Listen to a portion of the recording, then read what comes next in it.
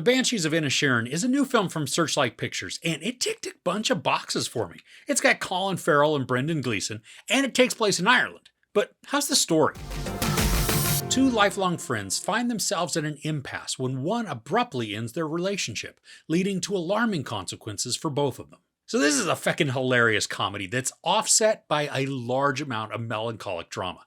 Colin Farrell and Gleeson play Pádraig and Colm, respectively, and they live on the island of Inisherin, which is off the coast of mainland Ireland. Now, it's a small community where everybody knows everyone and everything, and there aren't really any secrets because of the huge amount of gossip. One day, Colm decides he just doesn't like Pádraig anymore, which upends Pádraig's whole world, and his search to figure out what happened and why leads to some very funny dialogue exchanges.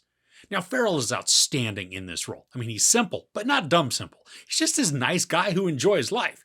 He goes to the pub every day to drink with his friends, he tends to his animals, and he lives with his sister. And Pádraig is the kind of guy that you feel sorry for when people are mean or rude to him, or even if bad things happen to him. I mean, he's sort of an underdog with what seems to be a huge heart. And from what we can see, Colm is restless. He's no longer content with everyday conversations about nothing in particular. Gleeson creates a gruff persona, but one who's more than just the rough exterior. Now, I loved Gleeson's grunts and his quiet disdain that he displays. And there are many examples throughout the story that show while he may be irked, there's still a portion of him that just doesn't want to lose the friendship. Now, Kerry Condon plays Pádraig's sister Siobhan, and she is sweet, funny, and fierce, creating a character that I instantly wanted to root for. She's also the one that speaks so much wisdom throughout the story. Now, it's often biting, but the truth can hurt, and she doesn't pull punches. Barry Keoghan has a smaller role in this, but the dude just steals his scenes. There are some moments when he is absolutely hilarious because of some small dry remark that he makes. And then other times, he's somebody that we can sympathize with despite his rudeness or forwardness. He typically speaks his mind, which works really well in this story.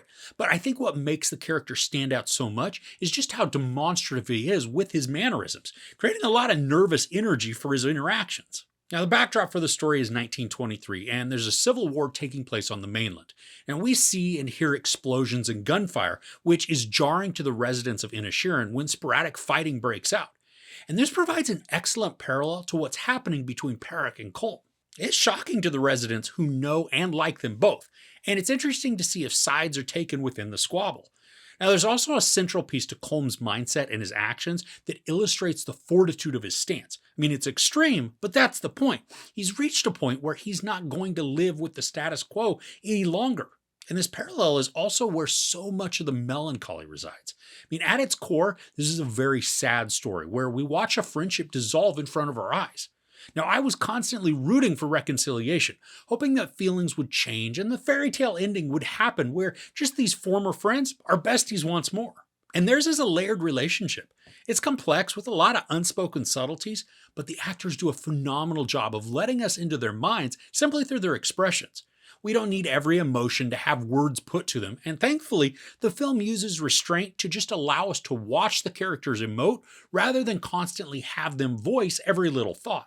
Now, despite the sadness that looms over so much of the story, this is an extremely beautiful film to watch. The camera captures the landscapes in such a way that shows how vast and sprawling Inisherin can look, even though it's tight-knit and relatively small.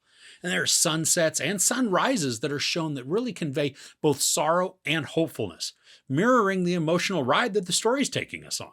And the hopefulness is illustrated not only through the visuals, but also with our characters.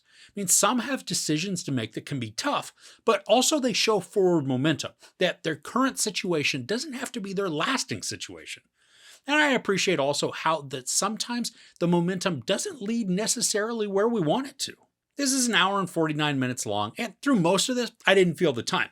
But there were a few moments that seemed to draw out scenes longer than necessary, just maybe in the effort to reach for another laugh.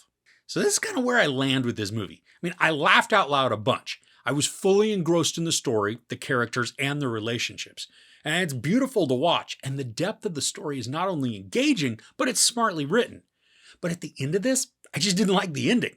When the screen went black, I was like, surely this can't be how it ends. But it was. So is the ending bad?